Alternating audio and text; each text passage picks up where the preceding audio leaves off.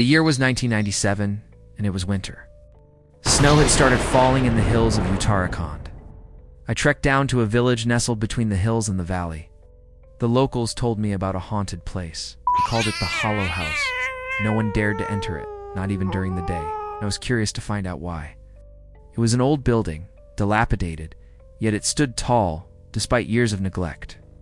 There were tales that the walls could talk and the windows would bleed.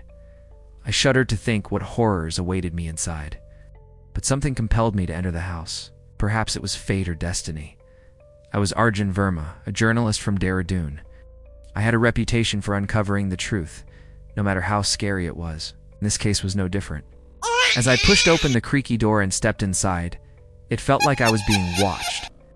The air grew colder, and a strange silence engulfed me.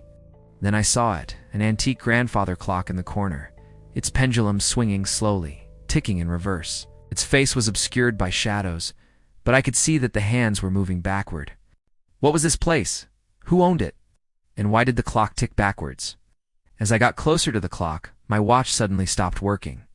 I tried to call on my cell phone, but it was dead. The clock seemed to be sucking the life out of everything around it. Fear began to grip me, but curiosity kept me rooted to the spot. I heard footsteps on the stairs. They were slow and measured, like someone was carefully descending the steps. But when I turned around, there was no one there. Then I heard a whisper, a woman's voice. She was close to me, right behind me. And yet when I turned around, I saw only an empty staircase. She whispered again, this time a little louder. Fix the time. Her voice echoed through the hallway. Who was she? Why was she here? Then I saw her reflection in a mirror. She was wearing a long white dress, her back to me. For a moment, our eyes met through the glass, and then she vanished. I turned away, my heart pounding. When I turned back, there she was. But when I took a step towards her, she disappeared again. This went on for a few minutes. I could hear her moving about, but I couldn't see her. The house was cold now, and the silence was deafening. The grandfather clock ticked on, its pendulum swinging like a judge's gavel, counting down to what I didn't know. Suddenly, the door at the end of the hallway opened. I saw light at the end of the tunnel. Hope surged through me. Maybe I could escape this nightmare. But then the clock struck 12. As the last chime faded away, I rushed out of the house. I didn't want to stay there another minute. As I stumbled out into the sunlight, I looked back at the house. It was gone. In its place was a small cottage, one that I knew very well. I lived in that village as a child. I recognized the faces of the people around me, their smiles, their clothes, their mannerisms. But something was off. Everyone seemed much older. I asked a woman, how old is this village? She looked at me strangely. Are you joking? You don't know? This is an ancient village?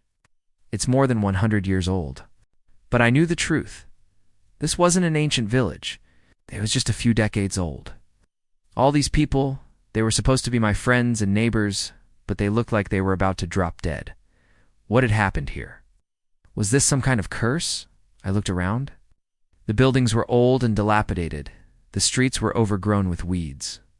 Nature had reclaimed the village. Or maybe it had always been this way. I walked past the marketplace, past the old school, past the temple. Everyone was gone. The entire village seemed to have been abandoned, left to rot in its prime. I searched for answers, for someone who could explain what was happening, but found none. The village was a ghost town, and I was alone in it. Days passed. I was found wandering by a river, delirious and confused. I had no memory of the previous few days. When I told the villagers about the haunted house and the clock that ticked backwards, they listened patiently. There is such a place, they said, but it's just a rumor. No one knows where it is, or if it even exists. I was discharged from the hospital with a clean bill of health, but my ordeal was far from over. The footage from my camera was corrupted, the clock was missing, and the house was gone. But the villagers told me that on the night of the incident, they heard the backward ticking of the clock, at midnight. And so the mystery remained unsolved. Maybe time itself was haunted.